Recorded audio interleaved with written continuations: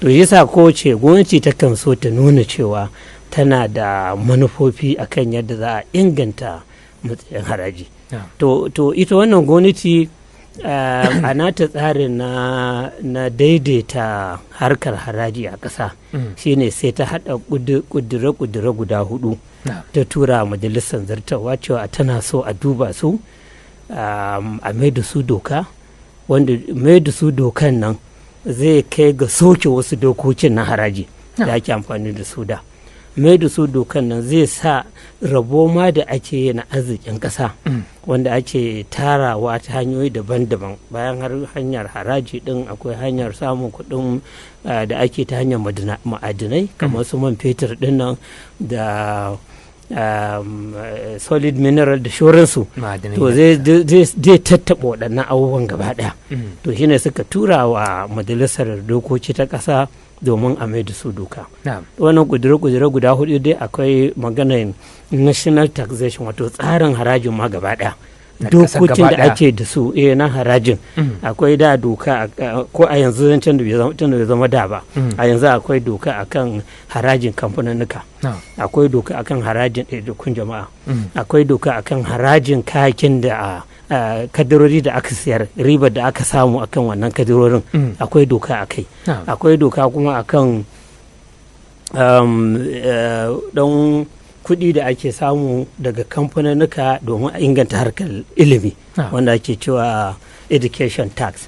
Sannan akwai doka akan consumption value added tax, wato abin da ake ci na kayayyaki da hidimomi da shoransu. To shi wannan national tax din, ita gwamnatin ta shirya yadda duk waɗannan dokoki za a sassoke su, a haɗe su zama wani abu guda ɗaya, wanda zai zama ya sauƙaƙa yawaitan haraji duka da ake da su a ƙasa, wanda an duba ga cewa akwai wanda abin da ake kira multiple taxation, tare harajika sun yawa, wasu ma hakkaro suke da juna tsakanin wata doka da hukumar tattara kudin shiga ta ƙasa wanda ake cewa Federal Revenue Service da hukumar tattara kudin shiga ta gida, suke zaga ana samun clash sosai. To shine suke so a har haɗe a rage yawan harajikan nan, a samu doka guda ɗaya wanda duk ta haɗa waɗannan haraji duka. Hamma harajikan na fitar da kayan da ake cewa excise duties duk suna cikin abin da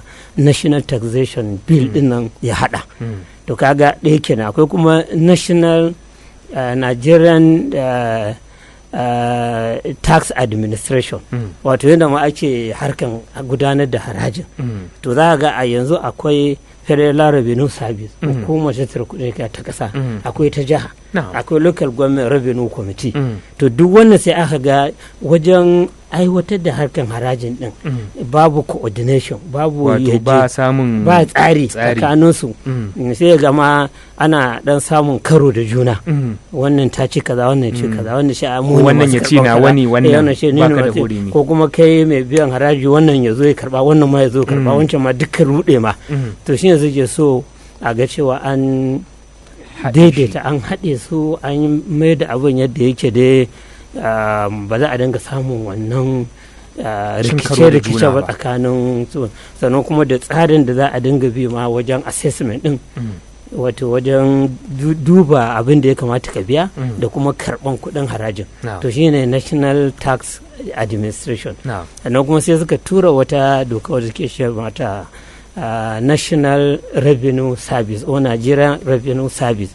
Da akwai federal, ko a yanzu kai tunda ba a soke ba, Federal Revenue Service, wato hukumar tattara kudin shiga ta tarayya.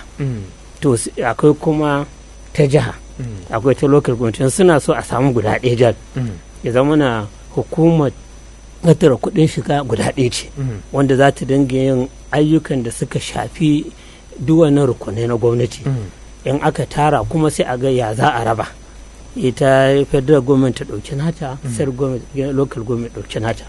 To kaga zai kai matsayin da ma za a ce baka ma buƙatar hukumar tattara kuɗin shiga ta jiha.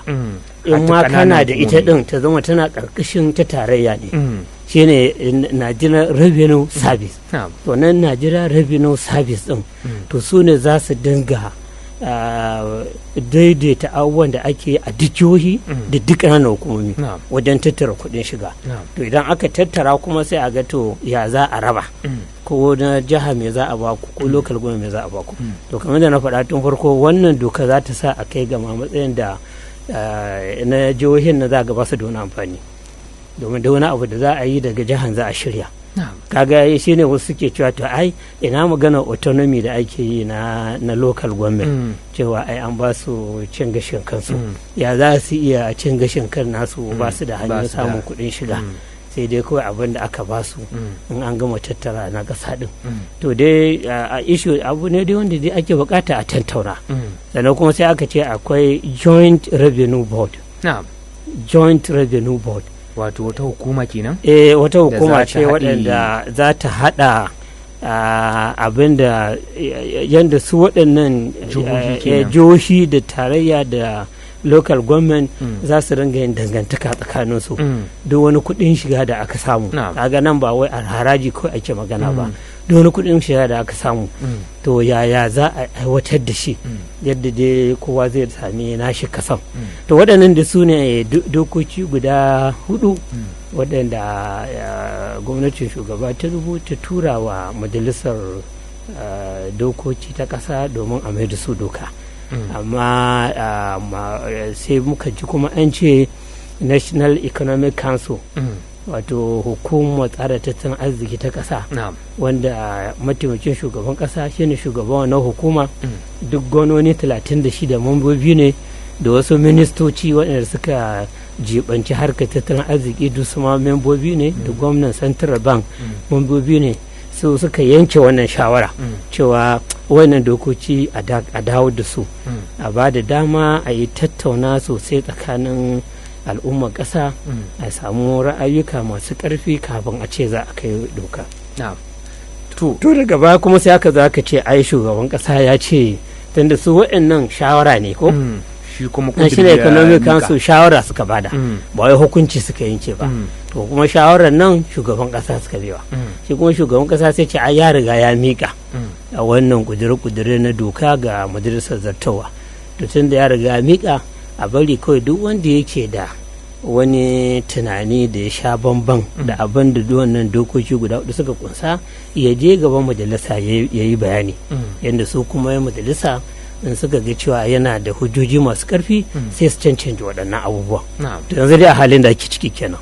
To wani gaga ta kashe shi ne dai bayanin akan wayannan dokoki. To amma propa wani bayanin da kai musamman na biyun ƙarshen nan da kai magana cewar na fahimci ka batun ƙananan hukumomi da ake so a haɗe su da abubuwan da suke tattarawa da na jihohi, kamar yana daidai da tsarin yadda ake raba tattalin arziki na ƙasa kenan, a ce gaba ɗaya ga abin da aka samu ta kowane ɓangare, ko kuma mai bambanci su da wannan tsarin? To kaga wannan joint revenue board din nan, ko a abin nan tanadin da ake a cikin dokar nan, kusan ba a yi tunanin ma kana hukumar biya, ana maganar tarayya ne da jihohi. To kaga tun aka yi maganar tarayya da jihohi, to kaga za ka sa cewa su ƙananan hukumomi suna ƙarƙashin jihohi ne. Shi ne ke ga maka wasu za su ce to ina maganar financial autonomy ɗin da ake magana. Tunda su ma suna daga hanyoyin samun kuɗaɗen. Suna da hanyoyin samun kuɗaɗe. Akwai ƙananan hukumomi kamar irin na Lagos. Wasu ƙananan hukumomin a Lagos kuɗin da suke samu ya fi kuɗaɗen da wasu jihohi ma suke samu. A Najeriya. A Najeriya. Su ƙananan hukumomi suna nan irin su Lagos Island ɗin nan, irin su Agege local government, Surulere, irin kuɗaɗe da suke tara na shiga duk wata ya fi kuɗaɗen da wasu jihohi suke tattara duk wata. Musamman wasu jihohi irin na arewacin Najeriya na irin su Taraba din nan, su Adamawa, su Kebbi da shauransu, daga abin da suke samu bai kai abin da ƙananan hukumomi suke samu a can. To amma kaga a cikin wannan dokan ba a fito balo-balo a nuna cewa wannan joint revenue board din ya hada ƙananan hukumomi ba. An magana kawai authorities a matsayi na tarayya da mataki na jihohi. To kaga tun da aka tsaye da abun akan guda biyu nan, zaka ce to maybe an ɗauka cewa duk ƙananan hukumomi za su zama a ƙarƙashin fuka-fukin jihohinsu ne. To shi ne a nan ne za a ce to ina magana autonomy kuma na local government. To kaga wannan abu ne wanda yake dai ita majalisa za ta tattauna in kuma ta kirawo masu ruwa da tsaki su bayyana ra'ayinsu akan abun, masu ruwa da tsakin da sai su yi bayani da sai su yi tambaya kuma su bayyana yadda su ko rashin yadda su akan wannan tsarin. Kama Profesa, gashi kamar yadda ka faɗa a kaddara cewar wannan aiki misali za a yi shi ko kuma ga yadda aka tsara shi, idan aka ce wannan kuduri ya tsallake, me alfanunsa da kuma rashin alfanunsa? Yanzu idan aka ce wannan dokokin ana kai musu ce kawai reading na farko, reading na biyu sun gama, kamar yadda suka yi wa wace doka ne ma aka yi kwanan nan da nan kawai aka aiwatar da ita, aka zartar da ita a wancan tarayya ko ina jin kwana 3 ba zuwa 5 aka ce an gama doka ta tabbata. To idan suka yi wa waɗannan dokokin guda 3 da gaggawa nan da nan a ce yau an yi first reading, gobe an saka reading, jibi an yi third reading, an approve a je a sa hannu shikenan kawai ta fara aiki. Akwai riba da yawa, akwai kuma rashin riba da yawa, musamman idan za ka duba cewa me ribar wannan abin ga wasu jihohi, me rashin riban kuma ga wasu jihohi, ka gane? Domin shi ita harkar rayuwa abin da yake riba ga wani kai kuma za ka ga faduwa ne a wajenka, ko abin da yake riba a wajenka wani zai ga cewa shi faduwa ne a wajensa. To shi yasa idan ka ce me amfanin abun, me rashin amfanin abun, ya dogara ga kai wanda kake kallo. Kana kallon jihohi ne na kudu ko kuma kana kallon jihohi ne na arewa, amma a gaba ɗaya dai, a gaba ɗaya da gane za ka ce ai duk wani abu da yake bukatun sauye-sauye ana kawo su ne domin a samu ci gaba mai ɗorewa.